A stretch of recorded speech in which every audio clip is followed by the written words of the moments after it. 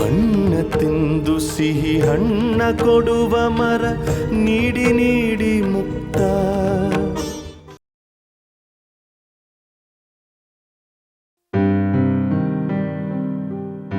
ನಮಸ್ಕಾರ. ನಮಸ್ಕಾರ.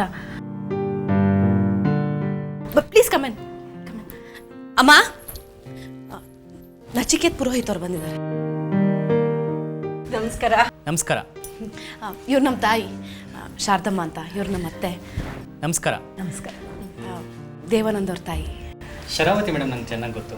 ಇನ್ಫ್ಯಾಕ್ಟ್ ನಾವಿಬ್ಬರು ಲಂಡನ್ನಲ್ಲಿ ಒಂದು ಕನ್ನಡ ಸಮ್ಮೇಳನದಲ್ಲಿ ಮೀಟ್ ಮಾಡಿದ್ವಿ. ಅವರ ಕಿರಿ ಸೊಸೆನೂ ನನಗೆ ಕಾಲೇಜಲ್ಲಿ ಜೂನಿಯರ್ ಆಗಿದ್ರು, ಅವರು ಗೊತ್ತು. ಹೇಳಿದ್ಲು. ಪ್ಲೀಸ್ ಕೂತ್ಕೊಳ್ಳಿ. ನಚಿಕೇತ್ ಪುರೋಹಿತ್ ಅವರೇ, ನಾನು ನಿಮ್ಮ ತುಂಬ ದೊಡ್ಡ ಅಭಿಮಾನಿ. ನಿಮ್ಮೆಲ್ಲ ಪುಸ್ತಕನೂ ನಾನು ಓದಿದ್ದೀನಿ. ಅವ್ರು ಬರ್ತಿರೋದು ಒಂದೇ ಪುಸ್ತಕ. ಅಂದರೆ ನಿಮ್ಮ ಒಂದೇ ಪುಸ್ತಕನ ಸುಮಾರು ಸತಿ ಓದಿದ್ದೀನಿ. ಮಾಯವಾಗದಂಥ ಭಗವಂತ ಅಲ್ವಾ?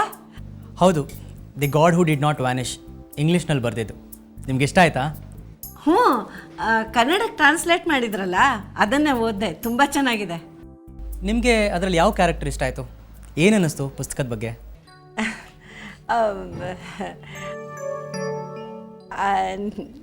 ನಿಜ ಹೇಳಬೇಕು ಅಂತಂದರೆ ಎಂಡಿಂಗು ಸ್ವಲ್ಪ ಚೇಂಜ್ ಆಗಬಹುದೇನೋ ಅಂತ ಅನ್ನಿಸ್ತಿತ್ತು ಅಷ್ಟೇ. ಅಮ್ಮ, ಅವ್ರ ಪುಸ್ತಕಕ್ಕೆ ಬುಕ್ಕರ್ ಅವಾರ್ಡ್ ಬಂದಿದೆ. ನಿಂದೇನು ಟೀಕೆ ಟಿಪ್ಪಣಿ? ಹೇಳಲಿ ಬಿಡಿ ನಿವೇದಿತಾ ಅವರೇ. ಕುಡಿಯೋಕ್ಕೆ ಏನು ತಗೋತೀರಾ? ಕಾಫಿ ಕೊಡ್ಲಾ? ಏನು ಬೇಡಮ್ಮ. ಅಯ್ಯೋ, ನಾ ಕಾಫಿ ತುಂಬ ಚೆನ್ನಾಗಿ ಮಾಡ್ತೀನಿ. ಬೇಕಿದ್ರೆ ಶರಾವತಿ ಮೇಡಮನ್ನು ಕೇಳಿ. ನಿಮ್ಮ ಬರವಣಿಗೆಗೆ ಹೇಗೆ ಅಭಿಮಾನಿಗಳಿದ್ದಾರೋ ಹಾಗೆ ನನ್ನ ಕಾಫಿಗೂ ತುಂಬ ಜನ ಅಭಿಮಾನಿಗಳಿದ್ದಾರೆ. ಸರಿಮ್ಮ, ಕೊಡಿ. ಮತ್ತೆ ನಿವೇದಿತಾ ಅವರೇ, ಹೇಗಿದ್ದೀರಿ?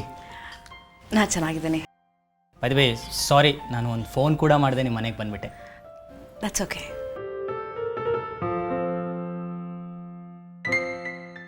ತಗೊಳ್ಳಿ. ಥ್ಯಾಂಕ್ ಯು ಅಮ್ಮ.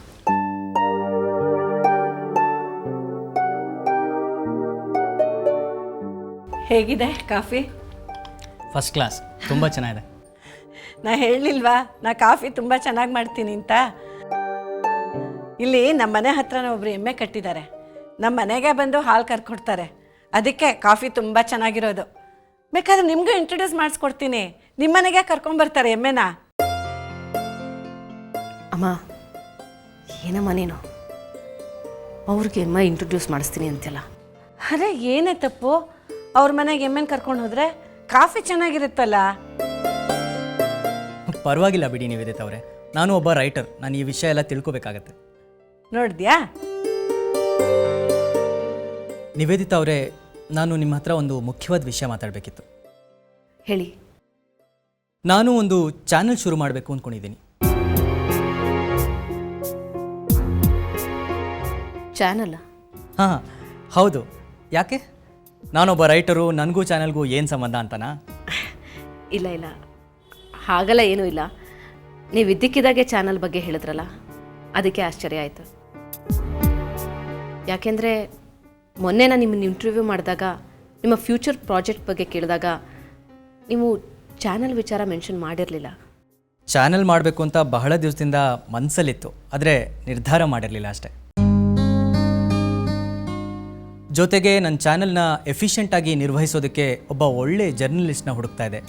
ಸಿಕ್ಕಿರಲಿಲ್ಲ ಇದುವರೆಗೂ. ಮೊನ್ನೆ ನೀವು ನನ್ನ ಇಂಟರ್ವ್ಯೂ ಮಾಡಿದಾಗ ನಾನು ಹುಡುಕ್ತಾ ಇದ್ದಿದ್ದ ವ್ಯಕ್ತಿ ನೀವೇ ಅನ್ನಿಸ್ತು. ನಿವೇದಿತಾ ಅವರೇ, ನಿಮಗೊಂದು ಆಫರ್ ಇದೆ. ಏನು? ನಾನು ಶುರು ಮಾಡೋ ಚಾನಲ್ಗೆ ನೀವು ಹೆಡ್ ಆಗ್ತೀರಾ?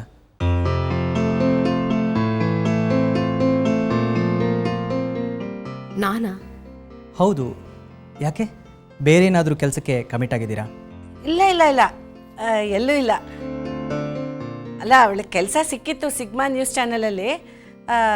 ಒಳ್ಳೆ ಕೆಲಸ, ಒಳ್ಳೆ ಸಂಬಳ ಎಲ್ಲ ಇತ್ತು. ಆದರೆ ಕೆಲಸಕ್ಕೆ ಸೇರ್ಕೊಳ್ಳೋ ದಿನ ಆ ಚಾನಲ್ ಓನರು ನಿಮಗೆ ಕೆಲಸ ಕೊಡೋದಿಲ್ಲ ಅಂತ ಹೇಳಿಬಿಟ್ಟು ಮುಖಕ್ಕೆ ಹೊಡೆದಾಗ ಹೇಳಿ ಕಳಿಸ್ಬಿಟ್ರು. ಅಯ್ಯೋ ಪಾಪ ಅವತ್ತಂತೂ ತುಂಬ ಬೇಜಾರು ಮಾಡ್ಕೊಂಡು ಕೂತ್ಕೊಂಡ್ಬಿಟ್ಟಿದ್ಲು. ನಾನೇ ಅವಳಿಗೆ ಸಮಾಧಾನ ಹೇಳಿದೆ, ಇದಿಲ್ದ ಹೋದರೆ ಇನ್ನೊಂದು ಕಡೆ ಒಳ್ಳೆ ಕೆಲಸ ಸಿಗುತ್ತೆ ಅಂತ. ನೋಡಿ ನೀವು ಬಂದುಬಿಟ್ರಿ. ನೋಡಿದ್ಯಾ ನಿವೇದಿತಾ, ನಾ ಹೇಳಿರ್ಲಿಲ್ವಾ? ಅಮ್ಮ ಸ್ವಲ್ಪ ಸುಮ್ಮನೆ ಇರ್ತೀಯಾ?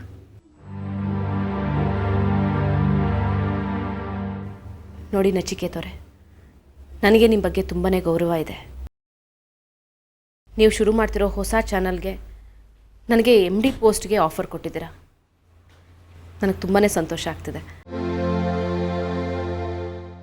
ಒಂದು ಚಾನಲ್ MD ಪೋಸ್ಟ್ ಅಂದರೆ ಅದು ತುಂಬಾ ದೊಡ್ಡ ನಿರ್ಧಾರ. ಅದ್ರ ಬಗ್ಗೆ ಯೋಚನೆ ಮಾಡಬೇಕು. ಸ್ವಲ್ಪ ಟೈಮ್ ಕೊಡಿ. ಅದರೊಳಗೆ ಯೋಚನೆ ಮಾಡೋದೇನು ಬಂತು? ತಕ್ಷಣ ಒಪ್ಕೋ. ಅಮ್ಮ, ಒಂದು ಚಾನಲ್ MD ಪೋಸ್ಟ್ ಒಪ್ಕೋಬೇಕಾದ್ರೆ ಅದ್ರ ಬಗ್ಗೆ ನಾವು ಸಾಕಷ್ಟು ಯೋಚನೆ ಮಾಡಬೇಕಾಗತ್ತೆ. ಅದು ಚಾನಲ್ ಯಾವ ಥರದ್ದೋ ಏನೋ, ನನ್ನ ವ್ಯಕ್ತಿತ್ವಕ್ಕೆ ಅದು ಹೊಂದುತ್ತೋ ಇಲ್ವೋ, ಇದ್ರ ಬಗ್ಗೆ ಎಲ್ಲ ನಾವು ಯೋಚನೆ ಮಾಡಬೇಕಾಗತ್ತೆ ಅಮ್ಮ. ನಿವೇದಿತಾ ಅವರೇ, ನಿಮ್ಗೆ ಈ ಪೋಸ್ಟ್ನ ಆಫರ್ ಮಾಡೋಕ್ಕೆ ಮುಂಚೆ ನಾನು 1000 ಸರಿ ಯೋಚನೆ ಮಾಡಿದ್ದೀನಿ. ನಿಮ್ಮ ವ್ಯಕ್ತಿತ್ವಕ್ಕೆ, ನಿಮ್ಮ ಆಲೋಚನೆಗಳಿಗೆ ಈ ಪೋಸ್ಟ್ ಖಂಡಿತ ಸೂಟ್ ಆಗುತ್ತೆ. ಯಾವ ಥರ ಚಾನಲ್ ಮಾಡಬೇಕು ಅಂತಿದ್ದೀರಾ? ನ್ಯೂಸ್ ಚಾನಲಾ, ಎಂಟರ್ಟೈನ್ಮೆಂಟ್ ಚಾನಲಾ? ಎಂಟರ್ಟೈನ್ಮೆಂಟ್ ಚಾನಲ್ ಮಾಡೋದು ಸ್ವಲ್ಪ ಕಷ್ಟ, ಸುಲಭವಾಗಿ ಲೈಸೆನ್ಸ್ ಸಿಗೋಲ್ಲ. ಅದಕ್ಕೆ ನ್ಯೂಸ್ ಚಾನಲ್ ಶುರು ಮಾಡೋಣ ಅಂತ ಇದ್ದೀನಿ.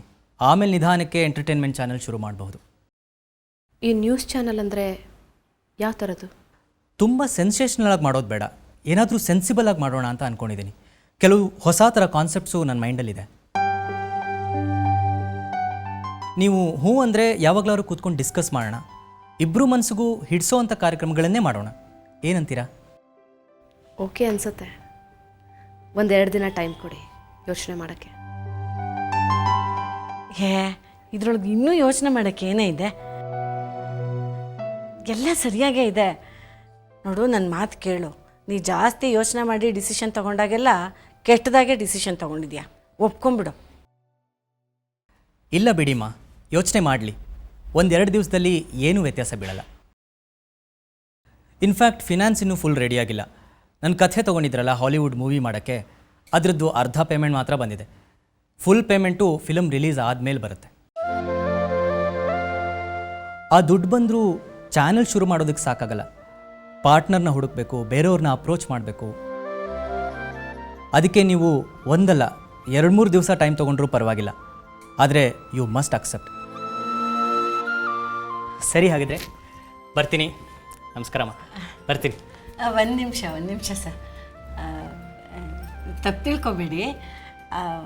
ಒಂದು ವೇಳೆ ನಮ್ಮ ನಿವೇದಿತಾಗೆ ನಿಮ್ಮ ಚಾನಲಲ್ಲಿ MD ಪೋಸ್ಟ್ ಸಿಕ್ತು ಅಂತಾದರೆ ನಿಮ್ಮ ಚಾನಲ್ ಅವಳಿಗೆ ಎಷ್ಟು ಸಂಬಳ ಕೊಡ್ಬೋದು? ಅಮ್ಮ ಪರವಾಗಿಲ್ಲ ಬಿಡಿ ನಿವೇದಿತಾ ಅವರೇ. ನೋಡಿಮ್ಮ, ವರ್ಷಕ್ಕೆ ಒಂದು 30 ಲಕ್ಷ ಕೊಡೋಣ ಅಂತ ಇದ್ದೀವಿ. ಅಂದರೆ ತಿಂಗಳಿಗೆ ಸುಮಾರು 2.5 ಲಕ್ಷ ಬರಬಹುದು. ಅಯ್ಯೋ, ಹಾಗಿದ್ರೆ ಇವಳು ಒಪ್ಕೊಂಡಿದ್ದಾಳೆ ಬಿಡಿ. ಅಮ್ಮ ಸ್ವಲ್ಪ ಸುಮ್ಮನಿರ್ತೀಯಾ ಪ್ಲೀಸ್? ಸಾರಿ, ನನಗೆ ಇದ್ರ ಬಗ್ಗೆ ಇನ್ನೊಂಚೂರು ಡೀಟೇಲ್ಸ್ ಬೇಕು. ಅಂದರೆ ನೀವು ನಿಮ್ಮ ಚಾನಲ್ಗೆ ಯಾವ ಥರ ಪ್ರೋಗ್ರಾಮ್ಸ್ಗಳನ್ನ ಮಾಡಬೇಕು ಅಂತಿದ್ದೀರಾ ಅಂತ. ಆಯಿತು, ಇನ್ನೊಂದು ಸರಿ ಮೀಟ್ ಆದಾಗ ಡೀಟೇಲಾಗಿ ಮಾತಾಡೋಣ. ನಾನು ಸಂಜೆ ನಿಮಗೆ ಫೋನ್ ಮಾಡಲಾ? ಖಂಡಿತವಾಗ್ಲೂ. ನಮಸ್ಕಾರ, ಬರ್ತೀನಿ.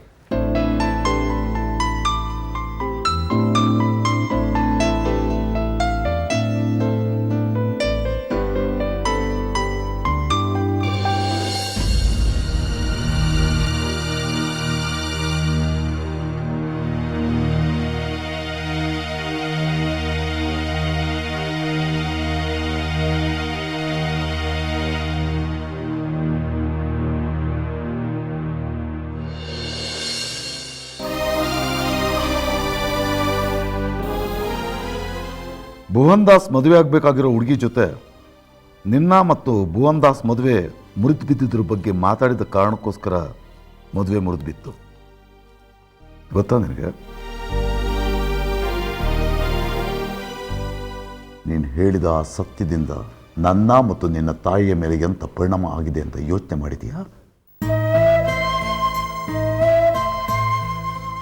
ನಾನು ನಿನ್ನ ಕಾರಣಕ್ಕೆ ಏನಾದರೂ ಅಪ್ಸೆಟ್ ಆದರೆ ಅದರ ಬಿಸಿ ತಾಕೋದು ಇವಳಿಗೆ, ಅಂದರೆ ನಿನ್ನ ತಾಯಿಗೆ.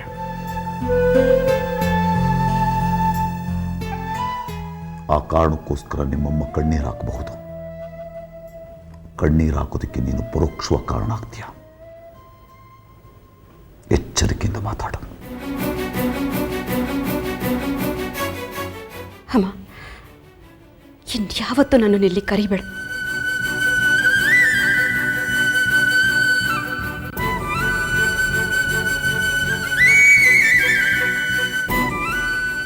ಓ ಸಿದ್ಧಾಂತ್,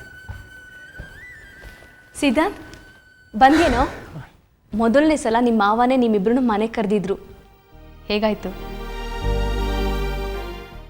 ಎಲ್ಲರೂ ತುಂಬ ಸಂತೋಷಪಟ್ರಾ? ಏನು ಗಿರುವಾಣಿ ಹೀಗೆ ಕೇಳ್ತೀಯಾ? ಸಂತೋಷ ಆಗಿರಲ್ವಾ? ಎಲ್ರಿಗೂ ಸಂತೋಷ ಆಗಿರುತ್ತೆ ಅಲ್ವಾ ಸಿದ್ಧಾಂತ್?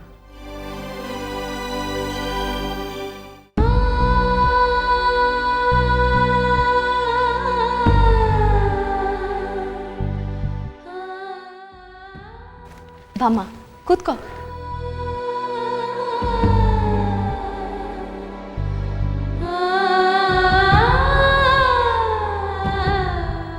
ಮೃಣಾಲಿನಿ, ಯಾಕಮ್ಮ? ಏನಾಯಿತು? ಯಾಕೆ ಮಾತಾಡ್ತಿಲ್ಲ? ಈ ಇಬ್ಬರು ಸುಮ್ಮನೆ ಕೂತ್ಬಿಟ್ರೆ ಹೇಗೆ? ಏನಾಯಿತು ಅಂತ ನೀನಾದರೂ ಹೇಳು ಸಿದ್ಧಾಂತ್. ನಾವು ಅಂದ್ಕೊಂಡಾಗ ಏನು ನಡೀಲಿಲ್ಲಪ್ಪ ಅವ್ರ ಮನೇಲಿ. ನಾವು ಅಂದ್ಕೊಂಡಿದ್ದಕ್ಕಿಂತ ವ್ಯತಿರಿಕ್ತವಾಗಿ ಬಿಂಗ ಅವರು ನಡ್ಕೊಂಡ್ರು. ತುಂಬ ಅವಮಾನ ಮಾಡಿದ್ರು ನಮಗೆ.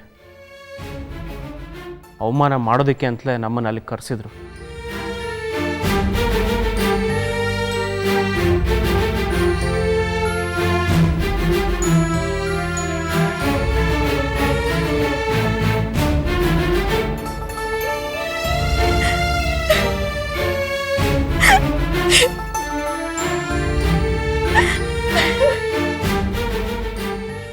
ಮೃಣಾಲಿನಿ, ಅಳ್ಬೇಡಮ್ಮ, ಸಮಾಧಾನ ಮಾಡ್ಕೊ. ಏನಾಯ್ತಮ್ಮ?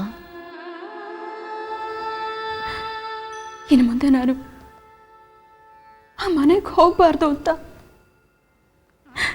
ಸೂಕ್ಷ್ಮವಾಗಿ ಹೇಳಿದ್ರು. ಅಂಥ ತಪ್ಪು ನೀನೇನು ಮಾಡಿದ್ಯಂತೆ? ನಾನೇನಾದರೂ ತಪ್ಪು ಮಾಡಿ ಅವ್ರು ಬೈತಿದ್ರೆ ನಾನು ಬೇಸರ ಮಾಡ್ಕೋತಾ ಇರಲಿಲ್ಲ. ಆದರೆ ಅವರು ನನ್ನದಲ್ಲದೆ ಇರೋ ತಪ್ಪಿಗೆ ಬೇರೆಯವ್ರಿಗೋಸ್ಕರ ಸ್ವಂತ ಮಗಳು ಅಂತಲೂ ನೋಡಿದೆ ನನಗೆ ಅವಮಾನ ಮಾಡಿದ್ರು. ಹೊರಗಡೆ ಅವರು ಅಂದರೆ ಭುವನ್ ದಾಸ್. ಅಲ್ಲ, ಭುವನ್ ದಾಸ್ಗೂ ನಿಮ್ಮನ್ನು ಈ ರೀತಿ ಅವಮಾನ ಮಾಡೋದಕ್ಕೂ ಏನಮ್ಮ ಸಂಬಂಧ? ಭುವನ್ ದಾಸ್ಗೆ ಬಿಸ್ನೆಸ್ಮನ್ ಅನಿಲ್ ಮಲ್ಹೋತ್ರಾ ಮಗಳು ಗಾರ್ಗಿ ಮಲ್ಹೋತ್ರಾ ಜೊತೆ ಮದುವೆ ಗೊತ್ತಾಗಿತ್ತು. ಆ ಮದುವೆ ಮುರಿದು ಬಿತ್ತು. ಅದಕ್ಕೆ ಕಾರಣ ನಾನೇ ಅಂತ ನಮ್ಮಪ್ಪ ಹೇಳ್ತಾ ಇದ್ದಾರೆ. ಭುವನ್ ದಾಸ್ ಮದುವೆ ಮುರಿಯೋದಕ್ಕೆ ನೀನು ಹೇಗಮ್ಮ ಕಾರಣ ಆಗ್ತೀಯಾ? ಒಂದಿನ ಗಾರ್ಗಿ ಅವರು ನಮ್ಮ ಮನೆಗೆ ಬಂದಿದ್ರು. ಭುವನ್ ದಾಸ್ ಬಗ್ಗೆ ವಿಚಾರಿಸಿದ್ರು. ನಿಮ್ಮ ಭುವನ್ ಮದುವೆಗೆ ಮುರಿಯೋದಕ್ಕೆ ಕಾರಣ ಏನು ಅಂತ ಕೇಳಿದ್ರು. ಅವ್ರು ತಮ್ಮ ನಿಜವಾದ ಪರಿಚಯ ನನ್ನ ಹತ್ರ ಹೇಳ್ಕೊಳ್ಳಿಲ್ಲ. ತಾವೊಬ್ಬ ರಿಸರ್ಚ್ ಸ್ಕಾಲರ್ ಅಂತ ಹೇಳಿ, ಇದು ನನ್ನ ಸಬ್ಜೆಕ್ಟಿಗೆ ಸಂಬಂಧಪಟ್ಟ ಪ್ರಶ್ನೆಗಳು ಅಂತ ಹೇಳಿ ಭುವನ್ ದಾಸ್ ಬಗ್ಗೆ ಪ್ರಶ್ನೆಗಳನ್ನು ಕೇಳಿದ್ರು. ಅದಕ್ಕೆ ನಾನೆಲ್ಲ ಹೇಳಿದೆ. ನನ್ನ ಸಿದ್ಧಾಂತ್ ಸ್ನೇಹ ಮುರಿಯೋದಕ್ಕೋಸ್ಕರ Bhuvan Das cheap tricks use ಮಾಡಿದ್ದನ್ನು ನಾನು ಗಾರ್ಗಿ ಹತ್ರ ಹೇಳಿದೆ. ಅದಕ್ಕೋಸ್ಕರ ಅವರು ಮದುವೆ ಕ್ಯಾನ್ಸಲ್ ಮಾಡಿಕೊಂಡ್ರು ಅನಿಸುತ್ತೆ. ಆದರೆ ನಮ್ಮ ತಂದೆ ಭುವನ್ ದಾಸ್ ಮದುವೆ ಮುರಿಯೋದಕ್ಕೆ ನಾನೇ ಕಾರಣ ಅಂತ ತಿಳ್ಕೊಂಡಿದ್ದಾರೆ. ಅದಕ್ಕೆ ನನ್ನ ಮೇಲೆ ಸಿಟ್ಟು ಮಾಡ್ಕೊಂಡಿದ್ದಾರೆ. ಹಾಗೆ ಕರೆದ್ರೆ ನಾವು ಅವ್ರ ಮನೆಗೆ ಹೋಗೋದಿಲ್ಲ ಅಂತ ಅವ್ರಿಗೆ ಗೊತ್ತಿತ್ತು. ಅದಕ್ಕೆ ನಮ್ಮ ತಾಯಿ ಮುಂದೆ ನನ್ನ ನೆನಪು ಬರ್ತಾ ಇದೆ ಅಂತ ನಾಟಕ ಮಾಡಿ ನನ್ನನ್ನು ಸಿದ್ಧಾಂತನ ಮನೆಗೆ ಕರೆಸ್ಕೊಂಡು ಅವಮಾನ ಮಾಡಿದ್ದಾರೆ. ಆ ಭುವನ್ ದಾಸು ಮೂರನೇವನು. ಅಪ್ಪನಿಗೆ ಮಗಳು ಮುಖ್ಯ ಆಗಬೇಕೋ ಯಾರೋ ಮೂರನೇವ್ರು ಮುಖ್ಯ ಆಗಬೇಕೋ?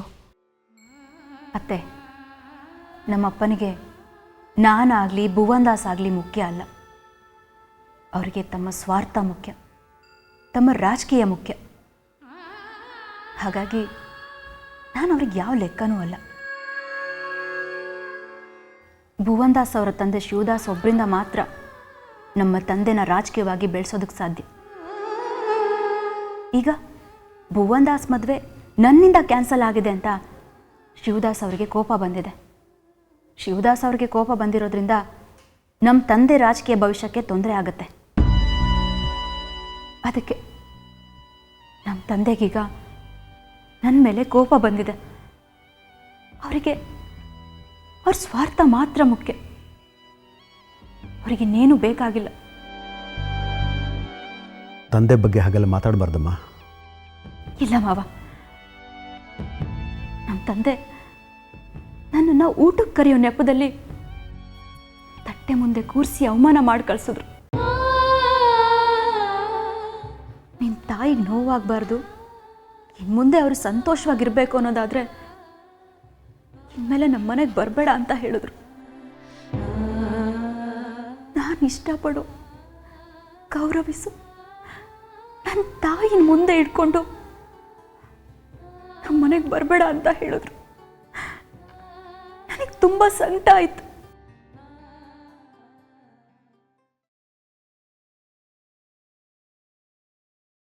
ಇನ್ನು ಮುಂದೆ ಆ ಮನೆಗೂ ನನಗೂ ಋಣ ಮುಗ್ದೋಯ್ತು.